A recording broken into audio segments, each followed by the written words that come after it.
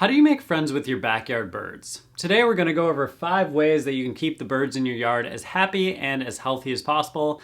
And I'm going to teach you how to develop a great relationship with them so that you guys can coexist together and you can enjoy them and they can enjoy the time in your yard. So think about your backyard like a bed and breakfast or a hotel where the birds are your guests. And you want to make them feel as comfortable as possible and make sure all their needs are met. So making sure that they have the resources they need to live, survive, reproduce, and have just a great time in your backyard. And make sure to stay for tip 5 because we're going to talk about hand feeding birds and if that's something you can do and if you should be doing it. So the first thing that you can do to make friends with the birds in your backyard is provide high quality food and a water source. Different birds prefer different mixes of seeds, fruits, and other things. So if you want to learn more, I did a full backyard bird feeding guide so you can learn how to feed birds the proper way. But in general, you're going to want to get a high quality seed mix. Some cheaper seed mixes, they have a lot of filler. So they'll put a lot of seeds that they can get for a low cost, but birds don't eat those as much as some of the other ones. So you could go to your local bird food store, or you can check out the links in the description. I'll post some high quality seed brands that you can check out. But also providing some kind of water source is good too.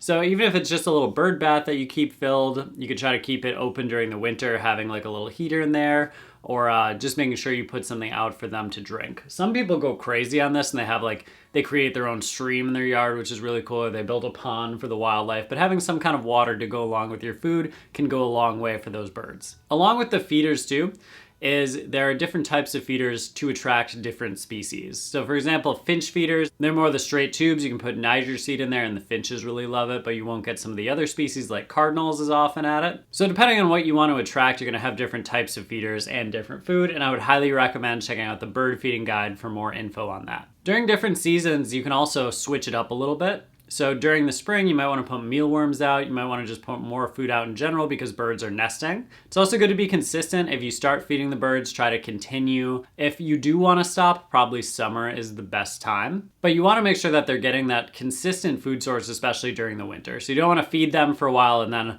suddenly stop in the winter when they need it the most. So try to feed year round if you're going to start. And if you do want to stop for a little bit, you could take a break in the summer, kind of after the bulk of those birds have finished nesting, because they're able to find more food elsewhere.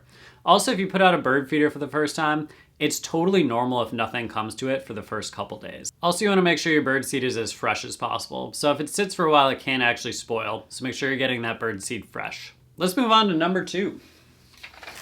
Which is providing cover and habitat. A well-manicured lawn with only grass really doesn't provide a lot of habitat for much of anything. You also don't get a lot of bugs living in that area.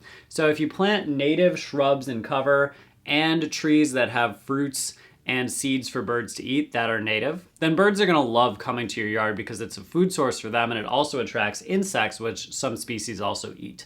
So I've seen yards in like the city where they're just planted really well and they become these bird havens. So it's this little oasis in the city or a place where you wouldn't expect a lot of birds to stop. They can attract an incredible diversity of species. So don't underestimate planting native and creating good habitats for your bird species. You can also include brush piles and logs and stuff like that. Sparrows really love hanging out in brush piles.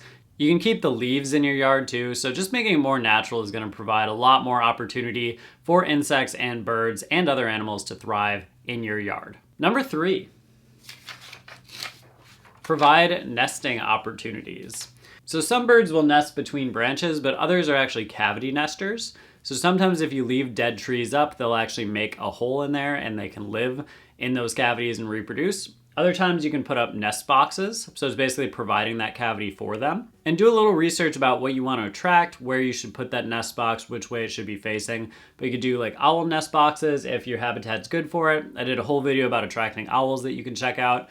But if you're just looking for other species like chickadees or wrens, you can set that up pretty easily in your yard and see if you can get them to come and breed. So now we have a yard set up where birds can eat and drink. They have really good habitat, and they may even want to nest in your yard. So this is creating all the ingredients for your birds to feel welcome in your backyard. Next up, we have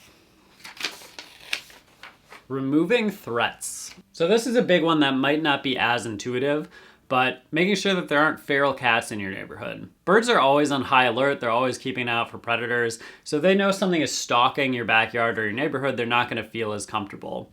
They also have to worry about, hawks and other things coming to take them. So the less predators in your yard, the more comfortable they're going to feel.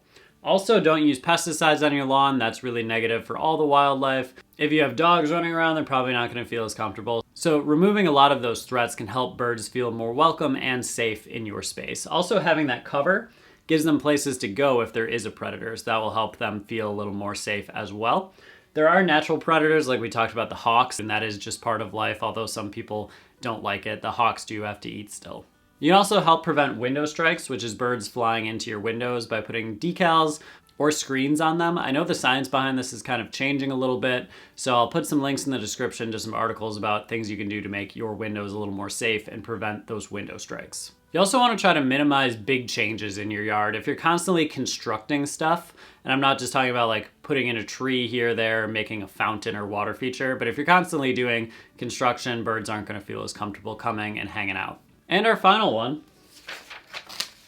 be calm, predictable, and patient. Birds do appreciate routine, so if you feed them at the same time every day, they'll kind of know when that's gonna happen and they'll be a little more friendly. They might come hang out, especially inquisitive birds like wrens or chickadees, might pop out around that time to see what you're up to or wait for the food. Birds also don't really like sudden movements, so try to be really relaxed and calm with them, and that helps build kind of that trust. If you're erratic, running around, chasing birds, you always want to be respectful of the wildlife in your yards. The more calm and approachable, the more used to you the birds will get. Some people even develop such a relationship with their birds that they can get them to eat out of their hand. There are some ethical things with this to think about. We don't want to be doing this with species that are nesting at the time or they're struggling to get food in the winter. But it is a really cool experience to have some food in your hand. You'd open palm like this, just put a little bit in the middle and have like a little chickadee fly in, take a seed and leave.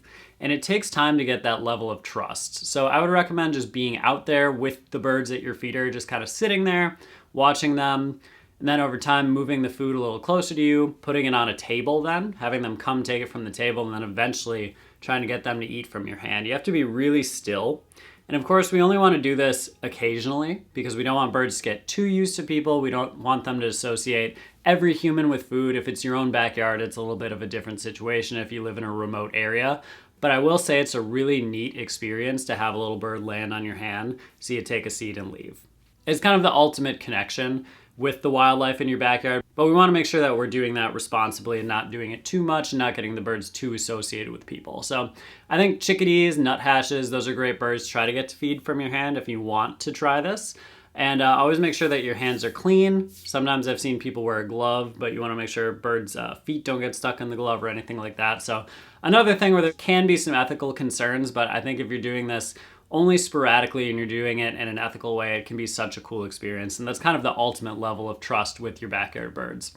Some people even name the individual birds in their yard. They know like the particular nuthatch or chickadee or blue jay that comes. So there you have it. It's going to take a little bit of time, but if you can provide food and water, habitat, bonus for nesting activity, reduce dangers, and be calm, consistent, and patient with the birds in your backyard, you can get them to be your friends. And it's a really cool relationship to be able to go out and provide for the birds and enjoy them in your yard. So it's really a back and forth between you and them and building that trust over time and then keeping it. Let me know your favorite tip, and thanks for watching. We'll see you next time on Badgerland Birding.